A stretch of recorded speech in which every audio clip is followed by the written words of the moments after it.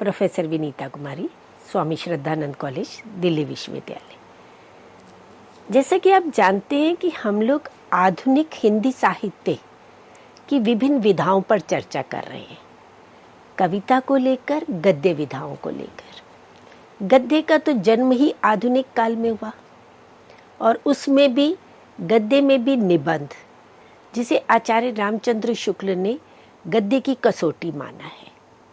तो निबंध विधा को उत्कृष्ट स्थान पर पहुंचाने में, उसे एक श्रेष्ठ स्थान प्रदान करने में, काव्य गद्य विधाओं में उत्कृष्टता प्रदान करने में आचार्य रामचंद्र शुक्ल जी का विशेष योगदान रहा।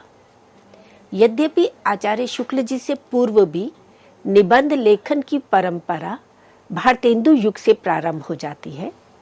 भारतेंदु युग में प्रताप नारायण मिश्र, स्वयं भारतेंदु, बद्री नारायण चौधरी प्रेमघन, बालकृष्ण भट्ट, राधा कृष्ण दास, बाल मुकुंद आदि निबंधकारों ने विभिन्न विषयों को आधार बनाकर निबंधों की रचना की।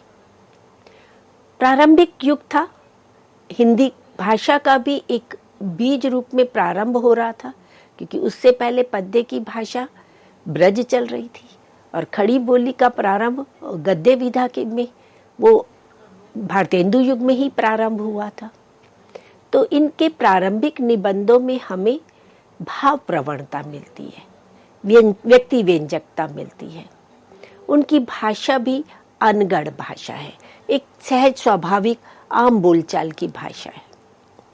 फिर आगे चलकर के द्विवेदी युग में निबंध के क्षेत्र में ही नहीं, सभी गद्य विधाओं में भाषा के संदर्भ में परिमार्जन किया जाता है, उसका सुधार किया जाता है। इसीलिए इस काल को सुधार काल कहा गया। और विषय के संबंध में बात करें तो विषयों में भी नवीनता, मौलिकता आई, नवीन विषय जुड़े। स्वयं महावीर प्रसाद द्विवेदी, जो इस युग के प्रवर्तक थे, इस युग के मार्ग निर्देशक थे, और उनसे प्रेरणा प्राप्त करके अनेक गद्यकार निबंध के क्षेत्र में आगे आए, कहानी उपन्यास आदि के क्षेत्र में। चंद्रधर शर्मा गुलेरी, अध्यापक पूर्ण सिंह की बात करें, बाल मुकुंद गुप्त, जिन्होंने भारतेंदु युग में लेखन प्रारंभ किया था, परंतु उनके निबंधों का जो एक उत्कर्ष है, एक क्रमिक विकास है, वह हमें द्विवेदी युग में दिखाई देता है। आचार्य शुक्ल भी द्विवेदी युग में आते हैं और उन्होंने प्रारंभिक निबंधों की जो रचना की, उनका प्रारंभिक प्रकाशन सरस्वती पत्रिका में हुआ। 1912 से लेकर 1918 तक जो इनके प्रारंभिक निबंध थे, वे सरस्वती पत्रिका में प्रकाशित हुए। और आचार्य रामचंद्र शुक्ल तो विलक्षण प्रतिभा के धनी थे। वे आलोचना के क्षेत्र में कहे या निबंध के क्षेत्र में, साहित्य में, कहानी लेखन, उनकी जो 11 वर्ष की कहानी है, 11 वर्ष का समय जो कहानी है, वो प्रारंभिक कहानियों में आती है, कविता लेखन में भी आए। तो विभिन्न विधाओं में आचार्य शुक्ल जी ने भी लेखन कार्य किया और सर्वाधिक योगदान तो उनका हिंदी शब्द सागर की भूमिका के रूप में जो हिंदी साहित्य का इतिहास लेखन किया, जिससे पूरे एक पाठ्यक्रम निश्चित हुआ, हिंदी भाषा को, हिंदी साहित्य को एक क्रमिकता प्राप्त हुई, उसका योगदान आचार्य शुक्ल जी को जाता है। और उन्होंने जिस प्रकार से काल विभाजन किया, जिस प्रकार से प्रारंभिक काव्यों को या विधाओं को विभिन्न नामकरण दिए, उसका काट आज भी नहीं है। आज भी कमोबेश सभी जो आलोचक हैं या इतिहासकार हैं, वो आचार्य रामचंद्र शुक्ल के काल विभाजन को या नामकरण को आधार बना करके ही उसके इर्द गिर्द ही अपनी आलोचना दृष्टि रखते हैं। और निबंध के क्षेत्र में कहें तो निबंध के क्षेत्र में भी इनके निबंधों में एक विशेष मौलिकता, एक विचार प्रधानता दिखाई देती है, एक बौद्धिकता दिखाई देती है। तो निबंधकार के रूप में आचार्य रामचंद्र शुक्ल का क्या व्यक्तित्व रहा, उनके निबंधों के विषय क्या थे, उनकी क्या विशेषताएं रही, आचार्य शुक्ल जी का गद्य के क्षेत्र में क्या अवदान रहा, ये आज हमारी चर्चा का मुख्य विषय रहेगा। तो आचार्य रामचंद्र शुक्ल जी के जो निबंध के क्षेत्र में कहे जा सकते हैं कि नवीन युग के प्रवर्तक निबंधकार रहे। अभी जैसे मैंने कहा कि भारतेंदु युग, द्विवेदी युग में भी निबंधों की रचना हुई, परंतु उनमें वे गहराई नहीं थी, वह वैचारिकता नहीं थी, वह चिंतन की मौलिकता नहीं थी, सतही थे। उस निबंध विधा को सर्वोत्कृष्ट स्थान प्रदान करने में आचार्य रामचंद्र शुक्ल जी का बहुत बड़ा योगदान रहा। इसलिए निबंध क्षेत्र में उन्हें केंद्रीय धुरी माना जाता है। और इसलिए शुक्ल पूर्व निबंध, शुक्ल युगीन निबंध और शुक्लोत्तर निबंध, इस तरह से निबंधों में 3 वर्गीकरण मिलते हैं। तो आचार्य शुक्ल जी के निबंध के क्षेत्र में योगदान को देखते हुए आज की हमारी पूरी चर्चा शुक्ल जी पर ही आधारित रहेगी। उनके जो प्रारंभिक निबंध थे वह 1930 में विचार वीथी निबंध संग्रह में प्रकाशित हुए। 10 निबंधों का उसमें संकलन था। अधिकांश निबंध भाव और मनोविकार से संबंधित थे। प्रकाशित तो हो गए, पर शुक्ल जी को ये नाम इतना रुचिकर नहीं था। वे चाहते थे कि 3-4 वर्णों का एक सार्थक नाम होना चाहिए। तो मित्र मंडली से जैसे उन्होंने चर्चा की तो किसी ने चिंतामणि नाम सुझाया और उन्हें यही चिंतामणि नाम पसंद आ गया। और पुनः जब इसका प्रकाशन हुआ प्रथम भाग का 1939 में, तो उसका नाम इन्होंने चिंतामणि रखा। इसमें 10 भाव या मनोविकार से संबंधित निबंध है और 4 दूसरे निबंध भी सैद्धांतिक निबंधों का भी संग्रह किया गया। तो ये तो आचार्य शुक्ल जी के समय में उनके ही संपादन में प्रकाशित हुआ। फिर उसके पश्चात शुक्ल जी के देहावसान के पश्चात चिंतामणि भाग 2 प्रकाशित हुआ और ये भाग 2 जो है 1945 में प्रकाशित हुआ। और तत्पश्चात भाग 3 भी प्रकाशित हुआ 1983 में। भाग 2 का संपादन पंडित विद्यानिवास मिश्र द्वारा किया गया, विश्वनाथ त्रिपाठी द्वारा किया गया। और भाग 3 का जो संपादन है वो डॉक्टर नामवर सिंह द्वारा किया गया। परंतु जो प्रथम भाग है वह ही अधिक प्रसिद्ध रहा है। और मित्रों, आपके पाठ्यक्रम में भी जो निबंध लगे हुए हैं वे चिंतामणि प्रथम भाग से ही लिए गए हैं। द्वितीय भाग में अधिकांशतः उनके सैद्धांतिक निबंध हैं, जिसकी चर्चा अभी हम आगे करेंगे। तो पंडित विश्वनाथ मिश्र, जिन्होंने इनके चिंतामणि द्वितीय भाग का संपादन किया था, वह चिंतामणि के विषय में कहते हैं कि चिंतामणि वस्तुतः चिंतन मणि है। इसमें आचार्य रामचंद्र शुक्ल की मेधा के गहरे चिंतन के परिणाम हैं। इसमें उनकी चिंतना की मणियां संग्रहित हैं। तो वे चिंतामणि जैसे सभी चिंताओं को दूर कर देने वाली मणि होती है, तो एक तरह से निबंध क्षेत्र में जो ये चिंतामणि निबंध संग्रह है वह चिंतामणि ना होकर के उसको पंडित विश्वनाथ मिश्र चिंतन मणि कहते हैं, कि उनके जो चिंतन की विभिन्न मणियां हैं, चिंतन के जो विविध क्षण हैं, वह विभिन्न रूपों में इन निबंधों में संग्रहित हुए हैं। और ये शुक्ल जी की मेधा के, उनकी प्रतिभा के, उनकी विद्वत्ता के, उनके ज्ञान के गहरे चिंतन के परिणाम हैं। अब हम बात करेंगे जो चिंतामणि में निबंध संकलित किए गए हैं वे कितने प्रकार के हैं। मूलतः उनको 3 भागों में विभाजित किया जा सकता है। मनोविकार विषयक निबंध, सैद्धांतिक समीक्षा संबंधी निबंध और व्यवहारिक समीक्षा संबंधी निबंध। इनमें जो मनोविकार विषयक निबंध है, पहले हम इसकी चर्चा करेंगे कि कौन से मनोविकार विषयक निबंध हैं, उनकी कौन सी विशेषताएं हैं। इससे पूर्व क्या मनोविकार विषयक निबंधों की रचना हुई, क्या उसकी कोई परंपरा मिलती है, इन सब बिंदुओं पर अब हम बात करेंगे। तो मनोविकार विषयक जो निबंध हैं वे दो रूपों में मिलते हैं हमें। एक मिलते हैं युग्मक के रूप में। युग्मक मतलब दो दो मनोविकारों को, भावों को एक साथ लेकर के, जैसे लोभ और प्रीति, लज्जा और ग्लानि, श्रद्धा और भक्ति, ये युग्मक रूप में मिलते हैं। और कुछ भाव ऐसे हैं जो अकेले अकेले भी हैं, जैसे उत्साह, मित्रता, ईर्ष्या, ये अकेले अकेले हैं। भय है, ये मनोविकार कुछ युग्मक रूप में दो निबंधों, दो भावों को, दो मनोविकारों को एक साथ लेकर के चलते हैं, और कुछ अकेले अकेले। लज्जा और ग्लानि एक साथ लेते हैं, श्रद्धा और भक्ति एक साथ लेते हैं, भय को अकेला लेते हैं, क्रोध अकेला लेते हैं, ईर्ष्या, मित्रता, उत्साह, ये अकेले अकेले। तो दोनों रूपों में इनके मनोविकार विषयक निबंध हैं। हालांकि मनोविकारों को आधार बना करके भारतेंदु युग में भी निबंधों की रचना हुई।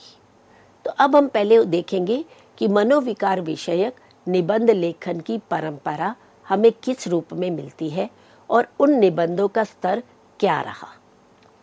भारतेंदु हरिश्चंद्र ने खुशी नामक निबंध लिखा। ऐसे ही बालकृष्ण भट्ट ने प्रीति नामक एक निबंध लिखा 1976 में, जो सुदर्शन पत्रिका में प्रकाशित हुआ। बालकृष्ण भट्ट ने ही 1893 में आत्मनिर्भरता निबंध की रचना की और 1899 में भक्ति निबंध इनका प्रकाशित हुआ। ये देखिए, प्रीति, आत्मनिर्भरता, भक्ति, खुशी, ये सब भाव और मनोविकारों से संबंधित ही निबंध रहे। और इसी तरह से प्रताप नारायण मिश्र, जिन्होंने मनोयोग निबंध की रचना की 1893 में, पंडित माधव प्रसाद मिश्र, जिन्होंने धृति और क्षमा नामक निबंध की रचना की। ऐसे ही द्विवेदी युग में हम देखते हैं महावीर प्रसाद द्विवेदी जी ने स्वयं क्रोध नामक निबंध की रचना 1905 में की, लोभ नामक निबंध की रचना 1908 में की। तो मनोविकारों को आधार बना करके शुक्ल जी से पूर्व निबंधों की रचना तो हुई है, परंतु वहां वे चिंतन की गहराई, वह सूक्ष्म पर्यवेक्षण शक्ति नहीं मिलती है। वहां एक सतही चित्रण है, जो एक तर्कपूर्ण दृष्टि से, एक मनोवैज्ञानिक दृष्टि से निबंध की रचना शुक्ल जी की द्वारा की गई, वह प्रयोग हमें इनसे पूर्ववर्ती निबंधों में देखने को नहीं मिलता। तो परंपरा तो है, एक प्रारंभिक बीज रूप में, एक नींव के रूप में हम इन निबंधों को देख सकते हैं, पर चिंतामणि में जो भाव और मनोविकार संबंधी निबंधों की रचना आचार्य रामचंद्र शुक्ल जी द्वारा की गई, उन पर ये आरोप लगाया गया कि ये निबंध बौद्धिक हैं, इनमें बौद्धिकता अधिक है, ये विषय निष्ठ ज्यादा है, तर्क उनमें ज्यादा है, मनोवैज्ञानिक दृष्टि से लिखे गए। और इसी का खंडन करते हुए चिंतामणि की भूमिका में निवेदन में आचार्य शुक्ल जी स्वयं इस बात को स्पष्ट कर देते हैं कि इस पुस्तक में मेरी अंतर यात्रा में पढ़ने वाले कुछ प्रदेश हैं। यात्रा के लिए निकलती रही बुद्धि, पर हृदय को भी साथ लेकर अपना रास्ता निकालती हुई बुद्धि जहां कहीं मार्मिक या भावाकर्षक स्थलों पर पहुंचती है, वहां हृदय थोड़ा बहुत रमता अपनी प्रवृत्ति के अनुसार कुछ कहता गया है। इस प्रकार यात्रा के श्रम का परिहार होता रहा है। क्या अभिप्राय हुए मित्रों इसका? कि निबंध बौद्धिक हैं, एक चिंतन दृष्टि को आधार में रखते हुए निबंध की रचना शुक्ल जी करते हैं, परंतु उस बौद्धिक यात्रा में जहां भी कुछ भाव जन्य स्थिति आती है, तो वहां वे अपने भाव तन्मयता से युक्त होकर भावाकर्षक स्थलों पर, मार्मिक स्थलों पर पहुंच करके बुद्धि रुक जाती है और वहां हृदय जो है उसमें कहीं रमता हुआ प्रतीत होता है।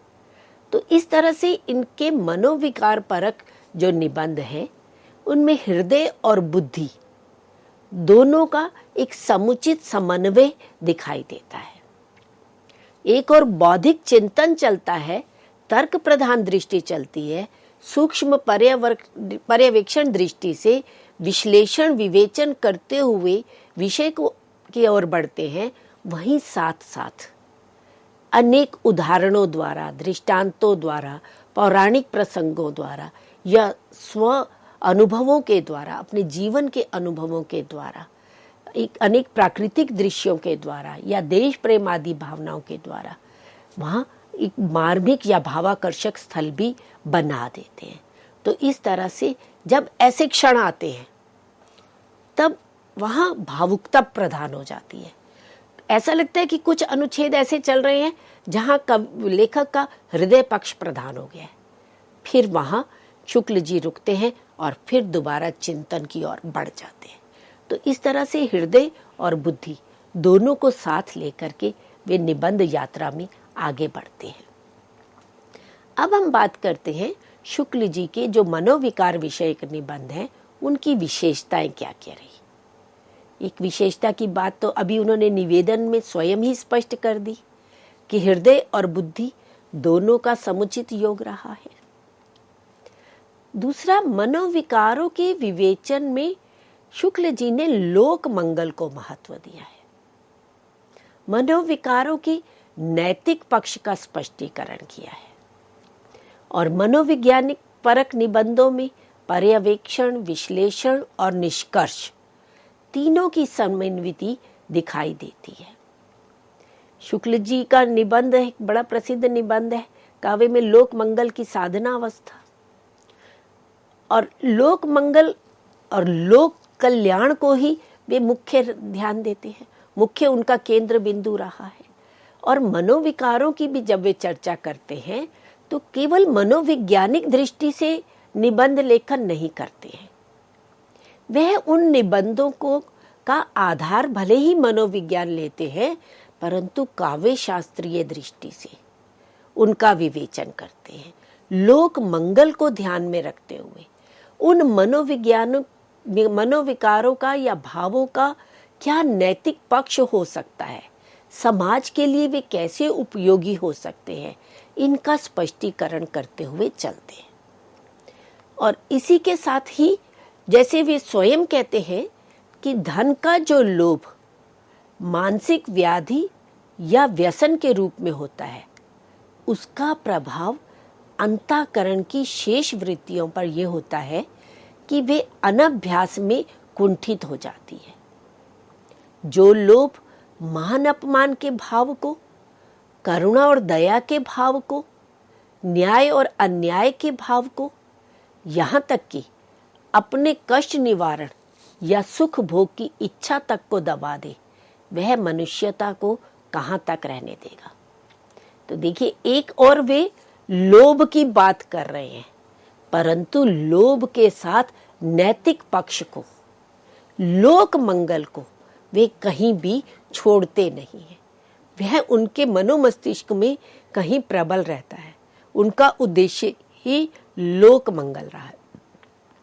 इसीलिए जब वे बात करते हैं कि अगर लोभ बढ़ जाएगा तो मनुष्यता कहाँ रहेगी, और लोभ के कारण ही मनुष्य मान अपमान, करुणा, दया, न्याय, अन्याय इत्यादि के बीच का जो अंतर है, इनके बीच की जो खाई है, उसको वे नहीं समझ पाता और अपने स्वार्थ में निहित होकर के स्वार्थ लिप्सा की पूर्ति में लग जाता है और फिर उसमें मनुष्यता, इंसानियत शेष नहीं रह जाती। इसलिए भले ही वे भाव का चित्रण कर रहे हैं, किसी एक मनोविकार की बात करते हैं, श्रद्धा की बात करते हैं, भक्ति की बात करते हैं, लज्जा की बात करते हैं, ग्लानि, पर सब में मूल लोक मंगल रहता है, नैतिक पक्ष वहां प्रमुख रहता है। इस तरह से इनके जो मनोविज्ञान संबंधी निबंध हैं उनको हम कोरे मनोवैज्ञानिक सिद्धांतों पर आधारित नहीं मान सकते। ये निबंध साहित्यिक एवं सांस्कृतिक बोध से भी संपन्न है। केवल मनोविज्ञान का चित्रण करना तो मनोविज्ञान का क्षेत्र है। निबंध की रचना कर रहे हैं एक साहित्यिक विधा के रूप में, और साहित्यिक विधा के रूप में भी निबंध को एक उत्कृष्ट स्थान पहुंचाना चाहते हैं, और अपने सांस्कृतिक बोध से भी वो पूरी तरह से परिचित ही नहीं है, पाठकों को उससे सजग भी करना चाहते हैं। तो मनोविकार संबंधी अपने निबंधों में वे साहित्यिक और सांस्कृतिक बोध को भी यथा अवसर प्रस्तुत करते चले जाते हैं। और इन निबंधों में आत्मीयता का गुण है। पाठक के साथ एक संवाद स्थापित करते हुए चलते हैं। आप देखिए, हम कह सकते हैं, ऐसा हो सकता है। तो एक पाठकों से संवाद स्थापित करते हैं, जिससे इनके निबंधों में आत्मीयता का गुण आ जाता है। और काव्य गुण, काव्यात्मकता भी इनके निबंधों में दिखाई देती है। एक कलात्मकता का गुण भी इनके निबंधों में दिखाई देता है। तो इस तरह से अभी हमने मित्रों चर्चा की आचार्य शुक्ल जी के मनोविज्ञान परक निबंधों की। तो 10 निबंध तो भाव और मनोविकार विषयक रहे, चिंतामणि में जो संकलित हुए, और इनके अतिरिक्त 4 निबंध चिंतामणि के प्रथम भाग में सैद्धांतिक समीक्षा परक निबंधों का संकलन है। तो अब हम बात करते हैं कि इनके सैद्धांतिक समीक्षात्मक निबंध कौन कौन से हैं। पहला निबंध है कविता क्या है। दूसरा है काव्य में लोक मंगल की साधनावस्था। तीसरा निबंध है साधारणीकरण और व्यक्ति वैचित्र्यवाद। चौथा है रसात्मक बोध के विविध रूप। तो इन निबंधों में रामचंद्र शुक्ल जी का आचार्यत्व रूप उभर कर आता है, एक आलोचक रूप उभर कर आता है, और साहित्य समीक्षा शास्त्र के वे मर्मज्ञ विद्वान थे। उन्होंने काव्य शास्त्र का, भारतीय काव्य शास्त्र का और पाश्चात्य काव्य शास्त्र का गहन अध्ययन किया हुआ था, और एक परंपरागत तरीके से जो काव्य शास्त्र में रस के विषय में, अलंकारों के विषय में, साधारणीकरण की स्थिति के विषय में जो एक संस्कृत में परंपरागत रूप मिलता है, उस परंपरा को देख करके उसे आधुनिक संदर्भ में पुनर्व्याख्यायित करने का कार्य आचार्य शुक्ल करते हैं। काव्य के लक्षण काव्य शास्त्र में, भारतीय काव्य शास्त्र में हमें मिलते हैं। भरत मुनि से लेकर जगन्नाथ जी तक सबने काव्य का लक्षण प्रस्तुत किया है। शुक्ल जी उसे वर्तमान के संदर्भ में कविता क्या है, इस निबंध में इस विषय पर चिंतन करते हैं। जैसे अभी हमने कहा कि मनोविज्ञान विषयक जो निबंध उन्होंने लिखे, उनमें भी लोक मंगल प्रमुख रहा है, और लोक मंगल की 2 अवस्थाएं मानी, साधना अवस्था भी और सिद्धावस्था भी। तो कौन कौन से काव्य लोक मंगल की साधना अवस्था के हैं, कौन कौन से काव्य सिद्धावस्था के हैं, इनका भी बड़ा गहराई से वे अध्ययन करके उनका वर्गीकरण भी करते हैं। ऐसे ही साधारणीकरण निबंध व्यक्ति वैचित्र्यवाद को लेकर या रसात्मक बोध के जो विविध रूप है, इन सब पर एक बौद्धिक चिंतन करते हुए साहित्यिक दृष्टि से और वर्तमान संदर्भ में व्याख्यायित करने का कार्य शुक्ल जी इन सैद्धांतिक समीक्षा परक निबंधों में करते हैं। और चिंतामणि जो भाग 2 है, जिसका संपादन विश्वनाथ प्रसाद मिश्र जी ने किया, उसमें 3 निबंध और जोड़े गए। 3 निबंध हैं। काव्य में प्राकृतिक दृश्य, काव्य में अभिव्यंजनावाद और काव्य में रहस्यवाद। ये 3 निबंध भाग 2 में संकलित हैं। और पहले जिन निबंधों की बात की, कविता क्या है, रसात्मक बोध वाले, या काव्य में लोक मंगल की साधनावस्था और साधारणीकरण वाला, ये भाग 1 में संकलित है। अब हम बात करते हैं जो शुक्ल जी द्वारा सैद्धांतिक निबंधों की रचना की गई, उनकी क्या विशेषताएं हैं। इन निबंधों में विषय और व्यक्तित्व का सामंजस्य देखने को मिलता है। जो ये एक आरोप लगाया जाता है कि शुक्ल जी के निबंध तर्क प्रधान है, बौद्धिक निबंध है, क्लिष्ट निबंध है, तो वहाँ क्लिष्टता को दूर करने के लिए, दुरूहता को दूर करने के लिए बौद्धिकता के साथ साथ इन्होंने अपने व्यक्तित्व का भी सामंजस्य प्रस्तुत किया है और विषय का सांगोपांग विश्लेषण किया है। जब किसी एक विषय को लेते हैं तो उसका पूर्ण विश्लेषण, उसकी परिभाषा, उसका जो समाज में प्रभाव पड़ने वाला है, उसका सकारात्मक पक्ष, उसके नकारात्मक पक्ष को लेकर तो सभी पहलुओं से विश्लेषण करते चलते हैं और तर्क से विचार को सिद्ध करते चले जाते हैं। तार्किक बुद्धि से संपन्न होकर निबंध लेखन करते हैं और युक्तियों से निबंध में ऐसी बात करते हैं कि पाठक उस पर विश्वास करता है। तो युक्ति से निबंधों को विश्वसनीय बना लेते हैं और वैचारिक धरातल का मानदंड प्रस्तुत करने वाले निबंध है। इन्होंने स्वयं जो निबंधों को लेकर के परिभाषा दी है, उद्देश्य बताए हैं और जो मानदंड निर्धारित किए हैं, उन मानदंडों पर शुक्ल जी के स्वयं के निबंध घटित होते हैं। तर्क से वे अपनी बात की निरंतर पुष्टि करते चले जाते हैं। जैसे एक हम उदाहरण देखते हैं श्रद्धा और भक्ति निबंध का। वहां वे कहते हैं मिट्टी के ढेले, गुलाब के पौधे, कुत्ते और बिल्ली की अपेक्षा मनुष्य अपने में अंशी का अधिक अंश समझता है, उस सर्वात्मा का अधिक अंश समझता है। विश्व विधान जिसकी नित्य क्रिया है, अंतः स्थिति, रक्षा विधान की जो बातें अपने में है उनका अभाव उससे अंशी या सर्व में मानते नहीं बनता। दया, दाक्षिण्य, प्रेम, क्रोध आदि अपनी अंशात्मा में देखते हुए सर्वात्मा में उनके अभाव की धारणा मनुष्य करे तो कैसे करे। ये देखिए, वो इस बात की पुष्टि तर्क से सिद्ध कर रहे हैं, अंशी और अंश का संबंध, कि अंश में जो भाव है वो अंशी में भी होंगे ही। तो मनुष्य में उनके अभाव की, सर्वात्मा में उनके अभाव की धारणा मनुष्य करे तो कैसे करे। तो तर्क से इस तरह से बात को रखते हैं कि वे पाठक के लिए एक विश्वसनीय बन जाता है और विचारों की उदाहरणों से पुष्टि करते चले जाते हैं, अनेक उदाहरण देते चले जाते हैं।